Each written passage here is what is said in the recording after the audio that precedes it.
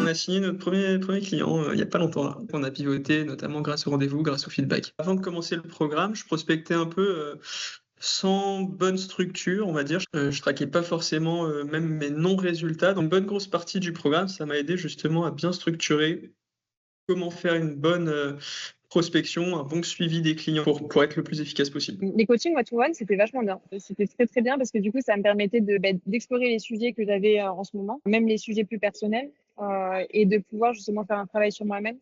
Ça, c'était très, très bien. Enfin, en tout cas, moi, j'ai beaucoup apprécié. Des personnes qui sont vraiment ultra calées dans leur domaine peuvent du coup t'apporter cette lecture de certaines situations dans lesquelles ils sont déjà passés et ils peuvent t'éviter de faire des erreurs ou alors de gagner quelques mois parce que ils ont pris le raccourci avant toi.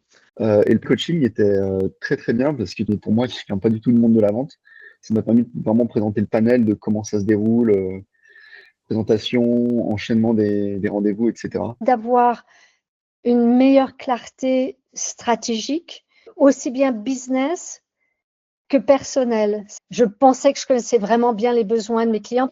Et en fin de compte, vraiment en parlant aux clients, posant des questions, posant à des prospects, j'ai vu qu'il y avait certaines choses qui étaient peut-être beaucoup plus importantes que ce que je ne pensais.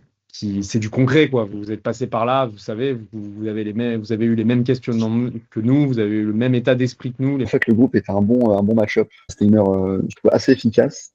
Ça te maintient dans la boucle, il faut que tu présentes à ton groupe, tu as envie de dire que tu as atteint tes objectifs pour la semaine. Donc, c'est assez motivant. Ouais. C'est plutôt un endroit que je trouve ouvert et riche, sur lequel on peut se donner des feedbacks les uns les autres. Chacun a des problématiques similaires à toi, que ce soit pour aller chercher un client, pour dire bah tiens, comment tu as préparé un rendez-vous? Bah ouais, moi j'ai pris ce tips-là, j'ai fait ça. Et c'est du partage de bons procédés. Tiens, ouais, ils ont des perspectives très différentes et en même temps, même si c'est pas dans mon secteur, ça a apporté beaucoup de valeur. Ok, cette semaine, il faut que je fasse des choses. Ça faisait une suite logique. En plus, ça correspondait à la stratégie dont on avait parlé aussi en coaching. Et ça permettait effectivement de mettre des objectifs atteignables en une semaine. Il n'y a rien qui m'a paru comme étant genre, soit c'est trop facile, soit c'est infaisable. Je crois que c'était plutôt bien dimensionné. Donc, chaque semaine, on fait un truc, mais on doit aller dehors parler aux gens. Ça avance, un objectif atteint. La feuille de route, c'est plutôt bien fait. Et je les ai toutes gardées. Ça me servait un peu de fil rouge.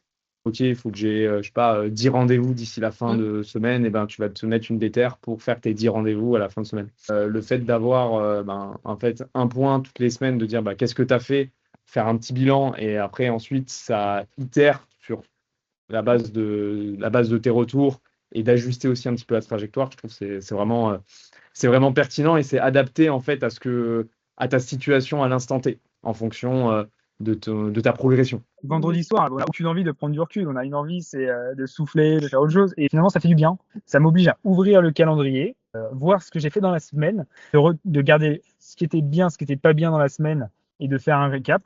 Et surtout, vu qu'on fait ça le vendredi, on arrive déjà à anticiper la semaine suivante. Enfin, ça a été ultra constructif. Principe de répétition, la feuille de route, les rendez-vous en one-to-one, les rendez-vous en groupe, etc. Tu as différentes façons de t'approprier la problématique et de le savoir que c'est ce que tu dois faire. Ça te pousse.